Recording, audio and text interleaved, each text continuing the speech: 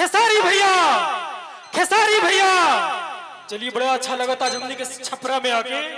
आज रौरे घर के बेटा भाई भतीजा सुनील भाई ये अशोक कुशवाहा जी जो आपके गांव के बगल के हैं, बड़े नेता हैं, हमारे पीछे बैठे हैं, उनके तरफ से, और जयप्रकाश अंचल विधायक जी जो आगे बैठे हैं, इनके तरफ से ढेर सारा सम्मान मिला है। बहुत बहुत धन्यवाद। अपना चालू करें आप सुनील भाई। चलिए आज हमने के छपरा में आयल बने तमाम हमने के कलाकार तमाम रोरो से आशीर्वाद पावे खातिर रोरो क्षेत्र अपने रोरे जवार के एगो बेटा जो उनके हमने के आदरणीय हमने के गुरु तुल्य बानी हो के देख देख के हमने के सिखले बनी जा। खेसारी भैया के आज हमने के विजेता बनाओ अपना छपरा से अब बहुत ही आज अच्छा लगता। मगर हम तक कॉमेडी बोली ले, कॉमेडी से हमरा के सभी लोग जाने ला। आज तमाम हमने के माता बहन बेटी सभी आई वालों सबके एक बार मंच के माध्यम से एक बार गोड़ छुके गोड़ लगत तनी ताली बजा के हमने का आशीर्वाद दे दी। आई कबो कबो हमने के घर में हमने के जवार में देखी हमार परिवार है खड़ा बैठल बा।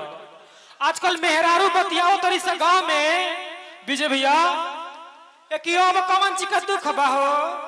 सरकार सब चीज दे ये दी हलसी, राशन फ्री में देते बा, और दवाई करावे के आयुष्मान कार्ड बनवाते बा, गैस सिलेंडर फ्री में दे ये दी हलस।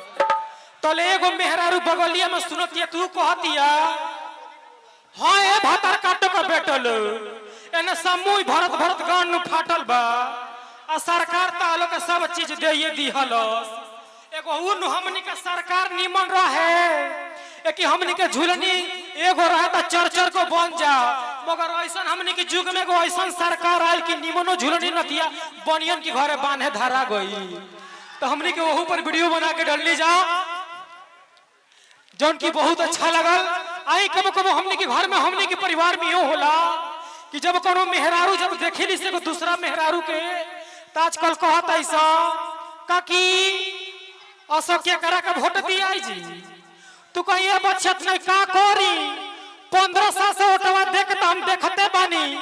ओटवा जब लेबे का रहता तो लगता लोग कहे माई गोल लगतनी, भौजी गोल लगतनी, काकी गोल लगतनी। आ दुकाहा पिला जाता लो 5 साल, आ जब 4 साल दुकाहा घूम हो जाता लो 5वां साल बेंगवा जगह पियर का निकले लो संग ऊपर आ जाता लो। आ तब लोग लगता गोल लगे।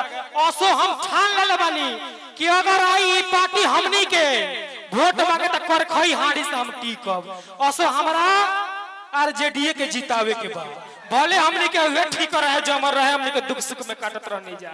चलिए बड़ा अच्छा लगा हमने के लालटेन छाप पे वोट देके 2 नंबर पे शत्रुघ्न यादव उर्फ खेसारी लाल यादव जी की विजय बनावे के बाद चलिए ताली बजा के हमने का आशीर्वाद दे दी। टेंट वाला एक आदमी ऊपर आए पिलास लेके तत्काल आए मंच पर टेंट वाला। थैंक यू सुनील टेंट वाले भाई तत्काल आए। और हमारे जिलानी भैया